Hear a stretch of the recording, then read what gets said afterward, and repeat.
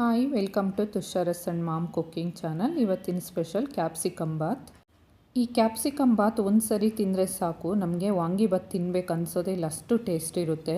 ಈಗ ಬೇಕಾಗಿರ್ತಕ್ಕಂಥ ಇಂಗ್ರೀಡಿಯೆಂಟ್ಸ್ ನೋಡೋಣ. 1 ಟೇಬಲ್ ಸ್ಪೂನ್ ಕಡಲೆಬೇಳೆ, 2 ಟೇಬಲ್ ಸ್ಪೂನ್ ಉದ್ದಿನಬೇಳೆ, 1 ಟೇಬಲ್ ಸ್ಪೂನ್ ಧನಿಯಾ ಬೀಜ, ಅರ್ಧ ಟೇಬಲ್ ಸ್ಪೂನ್ ಬಿಳಿ ಎಳ್ಳು, ಹಾಗೆಯೇ 1/4 ಟೇಬಲ್ ಸ್ಪೂನ್ ಮೆಣಸು, 2 ಲವಂಗ ಮತ್ತು 1 ಚಕ್ಕೆ ಪೀಸನ್ನು ತೊಗೊಂಡಿದ್ದೀನಿ.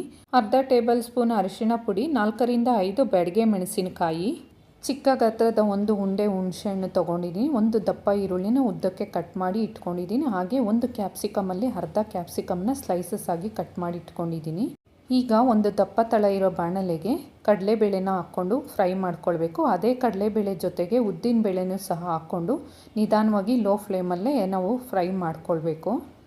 ಫ್ರೈ ಆಗಿರ್ತಕ್ಕಂಥ ಉದ್ದಿನಬೇಳೆ ಮತ್ತು ಕಡಲೆಬೇಳೆನ ಒಂದು ಪ್ಲೇಟಿಗೆ ಸೇರಿಸ್ಕೊಂಡು ನೆಕ್ಸ್ಟ್ ಅದೇ ಬಾಣಲೆಗೆ ಧನಿಯಾ ಬೀಜನ ಸೇರಿಸ್ಕೊಂಡು ಹುರ್ಕೊಳ್ತಿದ್ದೀನಿ. ನೆಕ್ಸ್ಟ್ ಅದ್ರ ಜೊತೆಗೆ ನಾವು ತೊಗೊಂಡಿರ್ತಕ್ಕಂಥ ಎಳ್ಳನ್ನು ಸಹ ಸ್ವಲ್ಪ ಲೈಟಾಗಿ ಬಿಸಿ ಮಾಡ್ಕೊಳ್ತಾ ಇದ್ದೀನಿ. ಫ್ರೈ ಆಗಿರ್ತಕ್ಕಂಥ ಧನಿಯಾ ಮತ್ತು ಎಳ್ಳನ್ನು ಪ್ಲೇಟಿಗೆ ಸೇರಿಸ್ಕೊಳ್ತಾ ಇದ್ದೀನಿ. ಈಗ ಚಕ್ಕೆ, ಲವಂಗ ಮತ್ತು ಮೆಣಸನ್ನು ಲೈಟಾಗಿ ಫ್ರೈ ಮಾಡ್ಕೊಳ್ಬೇಕು, ಜಸ್ಟ್ ಬಿಸಿ ಆದರೆ ಸಾಕು. ಚಕ್ಕೆ, ಲವಂಗ, ಮೆಣಸು ಬಿಸಿ ಆದ ನಂತರ ಅದೇ ಬಾಣಲೆಗೆ ಮತ್ತು ಜೀರಿಗೆನೂ ಸಹ ಸೇರಿಸ್ಕೊಂಡು ನಿಧಾನವಾಗಿ ಸ್ವಲ್ಪ ಲೈಟಾಗಿ ಗೋಲ್ಡನ್ ಕಲರ್ ಬರೋ ತನಕ ನಾವು ಫ್ರೈ ಮಾಡ್ಕೊಳ್ಬೇಕು.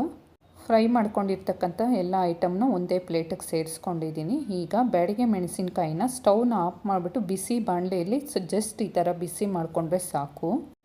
ನಾವು ಫ್ರೈ ಮಾಡಿರ್ತಕ್ಕಂಥ ಎಲ್ಲ ಐಟಮ್ನ ಬಿಸಿ ಆರಿಸ್ಕೊಂಡು ಒಂದು ಸಣ್ಣದ ಮಿಕ್ಸಿ ಜಾರಿಗೆ ಸೇರಿಸ್ಕೊಳ್ಬೇಕು. ಮೊದಲು ನಾವು ತೊಗೊಂಡಿರ್ತಕ್ಕಂಥ ಎಲ್ಲ ಐಟಮ್ನ ಫಸ್ಟ್ ಗ್ರೈಂಡ್ ಮಾಡ್ಕೊಳ್ಬೇಕು. ನಂತರ ಬ್ಯಾಡಗೆ ಮೆಣಸಿನ್ಕಾಯಿನ ಲಾಸ್ಟಲ್ಲಿ ಸೇರಿಸ್ಕೊಂಡು 1-2 ರೌಂಡು ಗ್ರೈಂಡ್ ಮಾಡಿಕೊಂಡ್ರೆ ಸಾಕು. ಈಗ ಕ್ಯಾಪ್ಸಿಕಮ್ ಬಾತ್ ಮಾಡೋದಕ್ಕೆ ನಾವು ಗೊಜ್ಜನ್ನು ರೆಡಿ ಮಾಡ್ಕೊಳ್ಳೋಣ. ಈ ಗೊಜ್ಜನ್ನು ಮಾಡೋದಕ್ಕೆ ಸ್ವಲ್ಪ ಎಣ್ಣೆ ಜಾಸ್ತಿನೇ ತೊಗೊಳ್ಬೇಕು. ನಾನು ಒಂದು ದಪ್ಪ ತಳ ಇರ್ತಕ್ಕಂಥ ಬಾಣಲೆಗೆ ಸ್ವಲ್ಪ 50 ಗ್ರಾಮ್ನಿಂದ 100 ಗ್ರಾಮ್ನಷ್ಟು ಎಣ್ಣೆನ ಸೇರಿಸ್ಕೊಂಡಿದ್ದೀನಿ. ಹಾಗೆ ಉದ್ದಕ್ಕೆ ಕಟ್ ಮಾಡಿ ಇಟ್ಕೊಂಡಿರ್ತಕ್ಕಂಥ ಈರುಳ್ಳಿನ ಸಹ ಸೇರಿಸ್ಕೊಂಡು 1-2 ನಿಮಿಷ ಫ್ರೈ ಮಾಡ್ಕೊಳ್ತಿದ್ದೀನಿ. ಈಗ ಉದ್ದಕ್ಕೆ ಸ್ಲೈಸಾಗಿ ಕಟ್ ಮಾಡಿ ಇಟ್ಕೊಂಡಿರ್ತಕ್ಕಂಥ ಕ್ಯಾಪ್ಸಿಕಮ್ನ ಸಹ ಸೇರಿಸ್ಕೊಳ್ತಾ ಇದ್ದೀನಿ. ಸೇರಿಸ್ಕೊಂಡ ನಂತರ 1 ನಿಮಿಷದಿಂದ 2 ನಿಮಿಷ ನಾವು ಫ್ರೈ ಮಾಡ್ಕೊಳ್ಬೇಕು.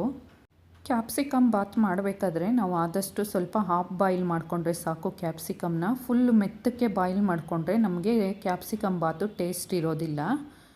ಹಾಗೆಯೇ ರುಚಿಗೆ ತಕ್ಕಷ್ಟು ಉಪ್ಪನ್ನು ಸೇರಿಸ್ಕೊಂಡಿದ್ದೀನಿ.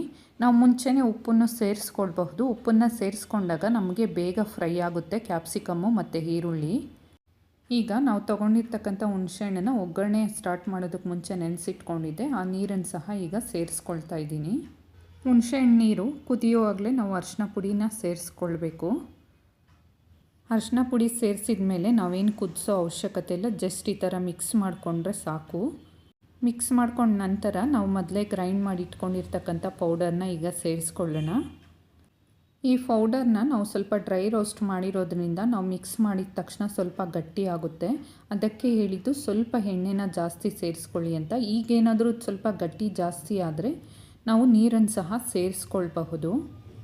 ಸ್ವಲ್ಪ ಗಟ್ಟಿಯಾಗಿತ್ತು, ಅದಕ್ಕೆ ಸ್ವಲ್ಪ ಮಿಕ್ಸಿ ಜಾರ್ಗೆ ನೀರನ್ನು ಸೇರಿಸಿ ಆ ನೀರನ್ನು ಸಹ ಸೇರಿಸ್ಕೊಳ್ತಾ ಇದ್ದೀನಿ. ಒಂದು 5ರಿಂದ 10 ನಿಮಿಷ ಕುದಿಸಿದ್ರೆ ಹೀಗೆ ಗಟ್ಟಿ ಆಗುತ್ತೆ. ಗಟ್ಟಿ ಆದಮೇಲೆ ಸ್ವಲ್ಪ ಏನಾದರೂ ನಿಮಗೆ ಎಣ್ಣೆ ಕಡಿಮೆ ಇದೆ ಅನಿಸಿದ್ರೆ ಸ್ವಲ್ಪ ಎಣ್ಣೆನೂ ಸಹ ಸೇರಿಸ್ಕೊಂಡು 1-2 ನಿಮಿಷ ಮತ್ತೆ ಫ್ರೈ ಮಾಡ್ಕೊಳ್ಬೇಕು. ನೋಡಿ ಈಗ ಸ್ವಲ್ಪ ಎಣ್ಣೆ ಬಿಟ್ಕೊಳ್ತಿದೆ. ಹೀಗೆ ಫ್ರೈ ಮಾಡಿಕೊಂಡ್ರೆ ನಮಗೆ ಬಿಸಿ ಬಿಸಿಯಾದ ಕ್ಯಾಪ್ಸಿಕಮ್ ಬಾತ್ ಗೊಜ್ಜು ರೆಡಿ ಆಗುತ್ತೆ. ಈ ಗೊಜ್ಜು ಉಳಿದಿರ್ತಕ್ಕಂಥ ತಂಗ್ಳನ್ನಕ್ಕೆ ತುಂಬ ಚೆನ್ನಾಗಿರುತ್ತೆ. ನಾನಿಲ್ಲಿ ಬಿಸಿ ರೈಸನ್ನು ತೊಗೊಂಡಿದ್ದೀನಿ. 2 ಸ್ಪೂನು ನಾವು ಮಾಡಿರ್ತಕ್ಕಂಥ ಗೊಜ್ಜನ್ನು ಈಗ ಸೇರಿಸ್ಕೊಳ್ತಾ ಇದ್ದೀನಿ.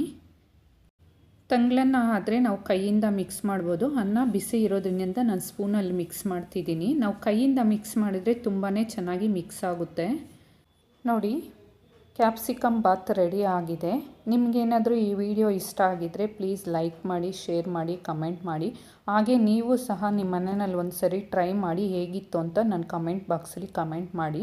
ಹಾಗೆ ಡಿಸ್ಕ್ರಿಪ್ಷನಲ್ಲಿ ನಾನು ವಿಡಿಯೋದು ಡೀಟೇಲ್ನ ಕೊಟ್ಟಿರ್ತೀನಿ. ನೆಕ್ಸ್ಟ್ ವಿಡಿಯೋ ಜೊತೆ ಸಿಗ್ತೀನಿ. Love you all. Bye friends.